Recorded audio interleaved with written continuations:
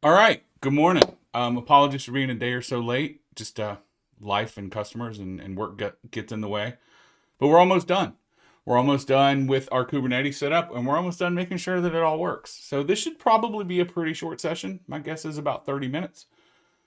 We have one task left to do, and that's getting the networking into our pod network correct. And we'll go back to a couple things we did in Lab 1 and get all of that set up. And then we're going to test this thing out. We're going to make sure our Kubernetes cluster is fully functional. We're going to test out some secrets. We're going to test out services. We're going to test out DNS.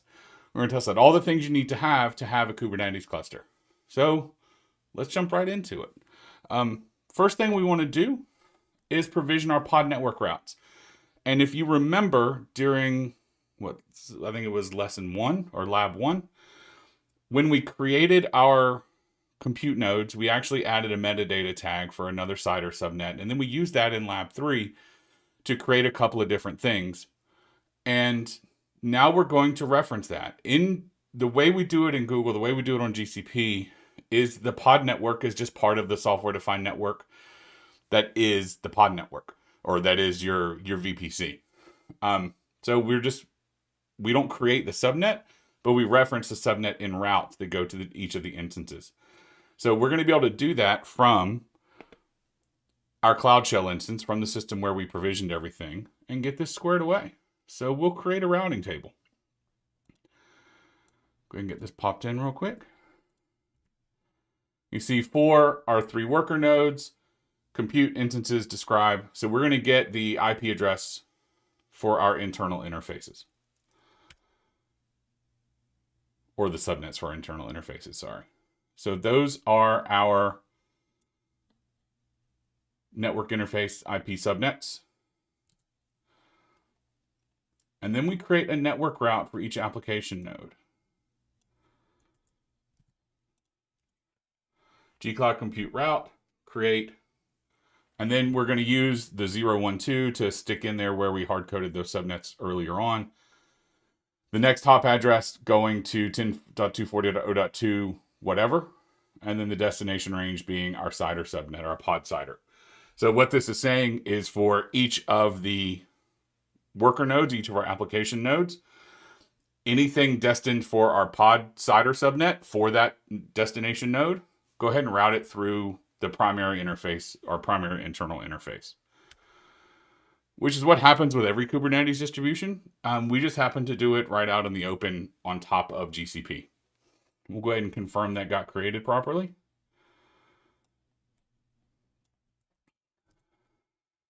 You see them here, they're all being created.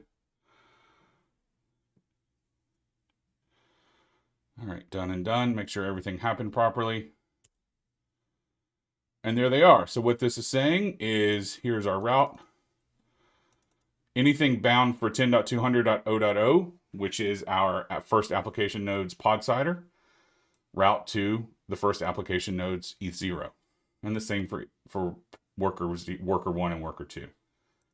So we're able now to route our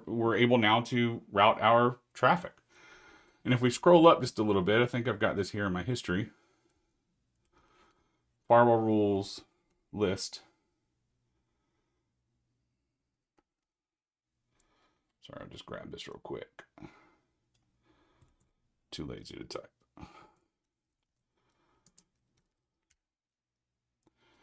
We have this rule here. Kubernetes the hard way ingress for all TCP, UDP, and ICMP. What that does when we created that rule, and I'm not going to go in here because I don't remember the syntax off the top of my head, but what that is actually doing is it allows our internal network for our subnet in our VPC, as well as, remember when we created it, we added our pod CIDR, our pod subnet, our pod CIDR, even though it didn't exist yet. So what that's going to do, that firewall rule will allow all access for all of our pod addresses, all of our IPs for our pods to work properly. So we now have routing without having to deploy Calico, without having to deploy anything. All right. Now we're going to add DNS. All right, and this is a very simple kubectl apply. We're going to be using core DNS, which is just a nice standard open source thing. And clear up to the top of the screen. All right, we created a service account for core DNS. We created a cluster role and a cluster role binding for that service account. Created a config map that is being mounted into a deployment, and then we created a service to front all of it. All right. All very standard. And if we want to see the pods that we just created, there they are. And if we go -O wide, we see that one's on worker 1 and one's on worker 2. So we now have highly available DNS, which should be everything we need. All right, now let's verify our DNS is running. So now we're getting into the smoke test side of the lab. We're coming in for the home stretch. We have a fully functional Kubernetes cluster at this point, which is pretty cool. So hopping over to the docs page, we're going to be looking at DNS. So to do that, we're going to deploy BusyBox, and BusyBox is going to run sleep. Not the most robust application we're testing with, but it should do its job. kubectl run creates us a pod. And when we use kubectl run, and this is just a fun little hacky trick for you, kubectl run automatically creates a label. Run equals the name of that you're giving it. So kubectl run BusyBox. There's a label, run equals BusyBox. And that gets created automatically when you use the kubectl run command. So this has been up for 26 seconds. Everything's functional. We're going to get the pod name. And this is one of those things, I was talking with a couple of friends on a podcast last week about it. This is one of those things that you don't use all that often, but it's actually really cool. Let's grab this, echo pod name. So the pod name is just BusyBox, and we can see that from up there. We just grabbed it out of the JSON path. But we're going to run an Nslookup on it. So inside our BusyBox pod, we're going to run kubectl exec. Exec executes a command inside a pod for you. -I gives you an interactive session, and -t gives you a sudo tty, which -it or -ti just gives you the ability to run an interactive command. It gives you a fully functional shell for inside our BusyBox pod. And the command we're going to run is nslookup Kubernetes. And Kubernetes, let's see what it comes up with. There we are. So we have kubectl exec. We did an nslookup on what Kubernetes is. It hit 10.32.0.10, and the answer we got back was kubernetes.default.service.cluster.local. So we're actually resolving DNS inside our Kubernetes, inside our kube cluster, which I think is pretty slick. All right, so we've got DNS. We have routability because we were able to get into our pod from our Cloud Shell instance. So we have the ability, all of our routing is working, our DNS is working. Let's test some things out. Let's have a little bit of fun. So let's test out data encryption. Remember way back in the beginning when we were creating all those config files, one of the things we created was a file called encryptionconfig.yaml. And we fed it a big long random string out of the random number or random character generator inside Linux. Well, that's used to actually encrypt secrets at rest. So inside the etcd database, if there's a secret and it's sitting inside the database, it is encrypted. And it's encrypted using that encryption config key that we specified, and then it is decrypted on demand and used inside Kubernetes as it's needed. So we're going to SSH to our controller 0, and we're going to run an etcd-ctl command.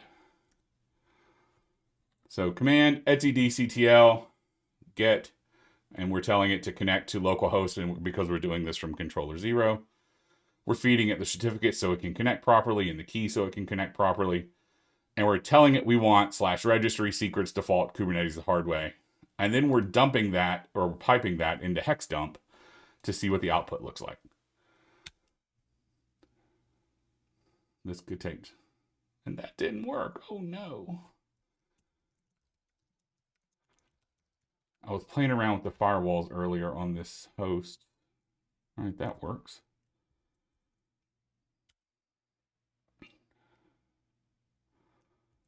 Well, oh, my smoke test has failed. Because of course it did, because I'm doing this live.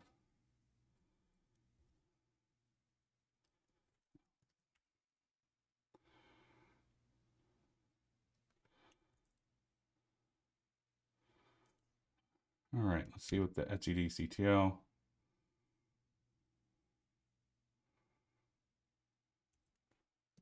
Oh, it looks like I just copy and pasted it incorrectly.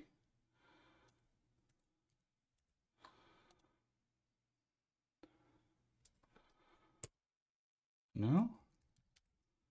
What am I doing wrong here? This worked earlier today. We may skip over this because we do have the sample output in the docs. And I don't understand where. I'm sure it's just a copy and paste issue on my side. But I know this worked earlier. We'll try it one more time.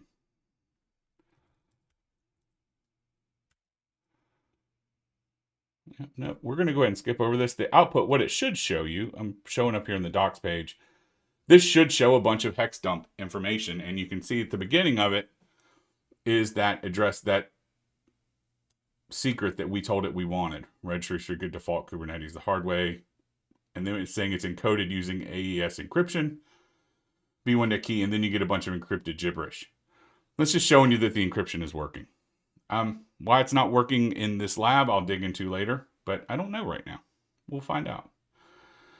So let's skip over to the next smoke test and just understand that we have to double back on that one. Let's create a deployment. See if we run into any other issues.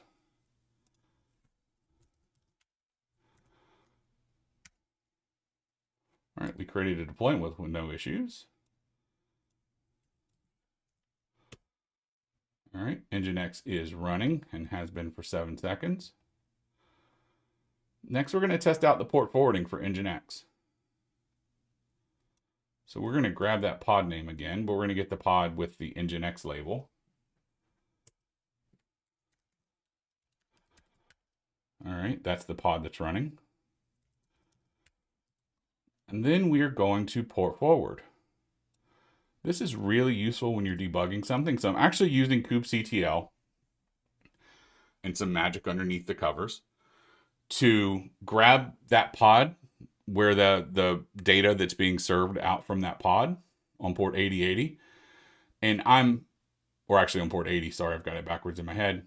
And then I'm mapping that to my the local node that I'm on. So onto my Cloud Shell on port 8080. And then when I do a curl on localhost on 8080, and I'm on my Cloud Shell instance here, and I just have to open up a fresh pod. gcloud alpha. This could take a second. I forgot to open up the second one. So we'll give it just a second here. There we go. And there I am. I'm actually running. I'm grabbing the headers. Let's just see if I curl the whole thing. What's it look like? There's my HTML. So I'm effectively port forwarding from my Kubernetes the hard way cluster, a deployment that I created, going through all of that stuff and then actually forwarding it to a port on my local Cloud Shell instance. That's really, really useful when you're debugging things. Really useful when you're testing stuff out. All right, then we just Control-C to get out of our port forward. Let's take a look at logs. The log subsystem in Kubernetes can be really tough. So kubectl logs, and we'll just look at the logs from our Nginx cluster. There it is, up and running, and you can see where I grabbed the headers and then where I did the full get on the home page to, there it is, when I did the 2 curls. Here are the logs for the 2 curls. The first one where I just grabbed the headers, and the second one where I grabbed the entire thing. So we're getting active logs from our pods, and everything is functional. If I want to execute something in a pod again, we've already done this, but just to make sure, again, using that Nginx pod, I just want to get the version of Nginx that I'm running, Nginx version 1.19.3. All right, so everything passing so far except for that weird etcd-ctl command that there's something goofy with, but we'll get it there in a minute. And let's go ahead and set up a node port. Node ports aren't used a ton these days. Usually if you are running a Kubernetes cluster, you set up an ingress. So you would set up Nginx ingress, or you would set up an ingress like a load, leveraging load balancers in your cloud provider. There's a whole bunch of different ways to do it, service meshes, all that stuff. But you can just tell Kubernetes to bind a port to your service. And that's what we're going to do here. So expose deployment Nginx, or Nginx server on port 80, which is the port that Nginx is serving on, type node port. And that's created.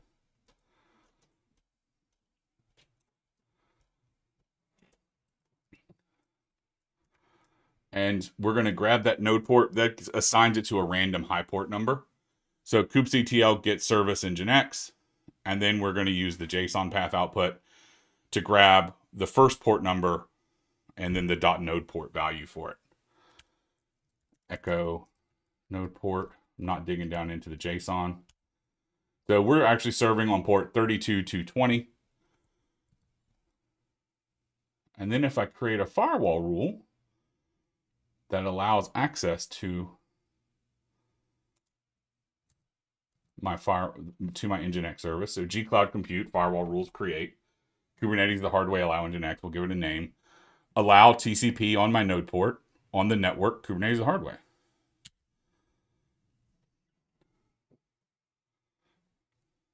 So I'm actually exposing my node port here. And then I can grab the external IP of one of my workers. It doesn't really matter because the node port is going to be forwarded properly to all of them. And then if I curl my external IP on my node port, my firewall will allow that through. Oh.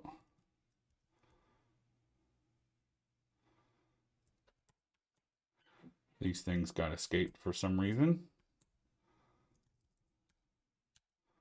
There it is.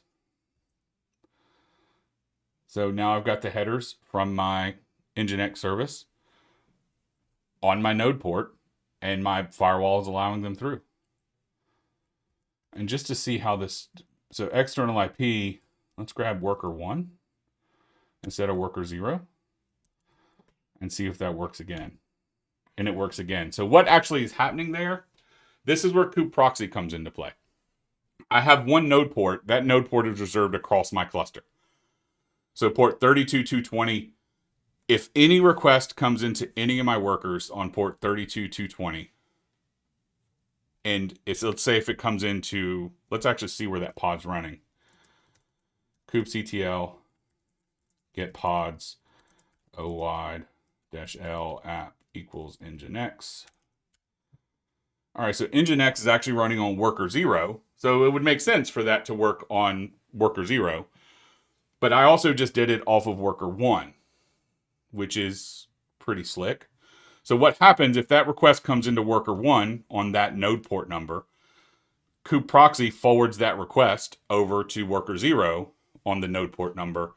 And whether it's actually forwarding the request or acting as a proxy or actually just sort of transferring the session over somehow, I've not been down in that code for a long time. But it's making sure that request, no matter where the pod is deployed, that the request for any node on a node port gets back to you. And that's what Coop Proxy does under the covers for us, among a bunch of other things. So other than our little etcd failure, and I said this was going to come in probably around 30 minutes, and actually came in around 20 minutes, because I'm going to go ahead and skip the cleanup.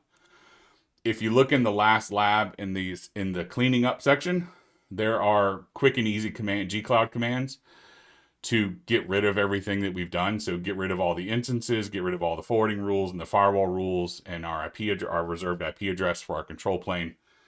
Get rid of all of that stuff. I'm going to leave mine up because I'm going to do a little additional tinkering to figure out what went up with my to figure out what went on with my etcd-ctl command. But we have a fully functional cluster, and we took it through So this was about 20 minutes, including smoke tests. So including testing including testing out our cluster, we were able to go through Kubernetes the hard way in 4 hours, plus or minus, including testing. And it would be 4 hours once you cleaned up after yourself. That's not bad. That's a lot slower than what kubeadm does. In particular, kubeadm and some of the really, really fast, cluster bootstrapping services, you can get a cluster up in 3 or 4 minutes versus 3 or 4 hours. But remember what we did a month ago. So 4 labs ago, we started by creating a certificate authority and provisioning a VPC and some compute and control plane nodes. And we brought that all the way up to a fully functional Kubernetes cluster that has DNS incorporated, that doesn't have ingress configured. That might be something we add on down the road. And if so, I'll do another live stream on top of this cluster. But configuring ingress, that kind of fun stuff. So we don't have to create a node port every time we deploy a service or expose a service, where we would have, a load balancer and an ingress service like Nginx or something else. That's probably a good next step. Maybe something else I'll live stream here in a few days or maybe next week or week after. But we have a fully functional cluster and everything worked as it should. That one command, a little weird. We had a few hiccups and a few glitches along the way, but not too many. And I just want to say thanks. Thanks for everybody that walked through this with me. Thanks for everybody that's ever going to watch it online, and see you out there. Thanks a lot. Have a good day.